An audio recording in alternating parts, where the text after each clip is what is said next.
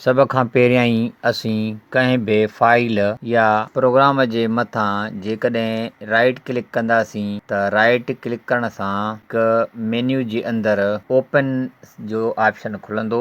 Open जे option ते जीअं असीं क्लिक कंदासीं त प्रोग्राम या उहो फाइल, पहिरियों तरीक़ो आहे कंहिं बि आइकान जे मथां राइट क्लिक करे उन खे ओपन ते क्लिक करण वारो तरीक़ो, त उहो प्रोग्राम खुली ईंदो।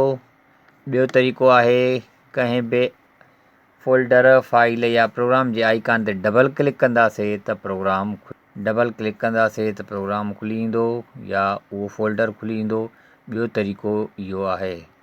टियों तरीक़ो इहो आहे त असीं स्टार्ट मेन्यू मां प्रोग्रामनि खे खोलियूं। स्टार्ट मेन्यू में प्रोग्रामनि खे खोलण लाइ स्टार्ट मेन्यू जे बटण ते क्लिक कयूं था। उन खां बाद में ॾिसो ही प्रोग्राम असां वटि मोस्ट यूज़ड जे हेठां मौजूदु आहिनि। अगरि असांजो इस्तेमालु थियण वारो प्रोग्राम या जंहिंखे असां खोलणु चाहियूं था हिते मौजूदु आहे त पोइ असीं उन खे क्लिक करे खोले सघूं था। न त ॿी सूरत में असीं ऑल एप्स ते क्लिक कंदासीं। ए खां वठी ज़ेड ताईं हिन में प्रोग्राम मौजूदु आहिनि। मिसाल जे तौर ते जेकॾहिं असीं MS पेंट खोलणु चाहियूं था त पोइ असीं हेठि करे विंडोज़ जे प्रोग्रामनि में MS पेंट खे ॻोल्हे स्क्रोलिंग करे ॻोल्हे उन खे खोलींदासीं त ही असांजा आम प्रोग्राम नोटपैड, पेंट वग़ैरह ऐं स्टिकी नोट्स वग़ैरह मौजूदु आहिनि। त असीं पेंट ते क्लिक कंदासीं, पेंट प्रोग्राम असांजे साम्हूं खुली आयो।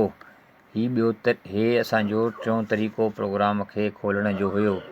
चोथों तरीक़ो प्रोग्राम खोलण जो इहो आहे त असीं राइट क्लिक करे प्रोग्राम जे मथां, माना जंहिं प्रोग्राम खे खोलणु चाहियूं था उन जे मथां राइट क्लिक करे हिन खुलंदड़ मेन्यू में ओपन फाइल लोकेशन ते क्लिक कंदासीं ऐं उन खां पोइ उन जे मथां राइट क्लिक कंदासीं।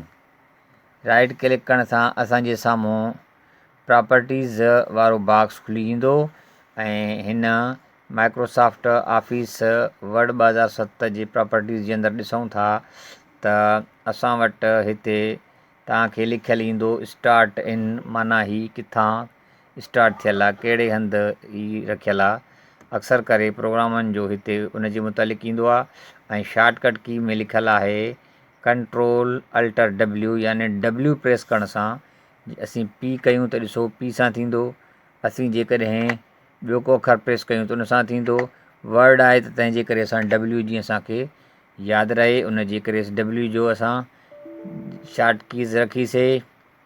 कंहिं बि प्रोग्राम जे मथां राइट क्लिक कंदासीं ऐं राइट क्लिक करण सां उहो प्रोग्राम असांजे साम्हूं, मिसाल जे तौर ते हिन ते राइट क्लिक कयूं था, उन खां बाद में ओपन फाइल लोकेशन में वेंदासीं।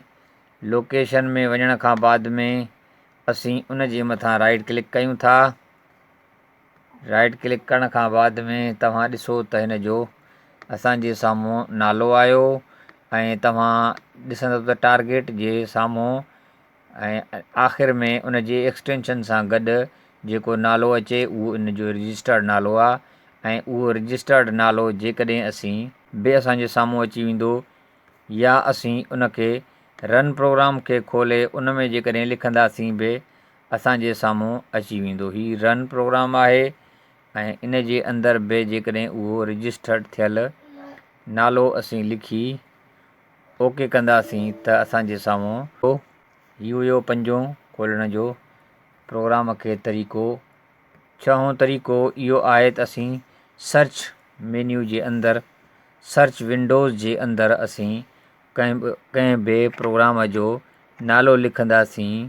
सतों तरीक़ो इहो आहे त असीं स्टार्ट मेन्यू मां असीं ऑल एप्स में अचूं था ऐं असां चाहियूं था त असां जंहिं प्रोग्राम खे खोलणु चाहियूं था उहो पिन थियल हुजे। राइट करे पिन टू स्टार्ट में लिखंदासीं।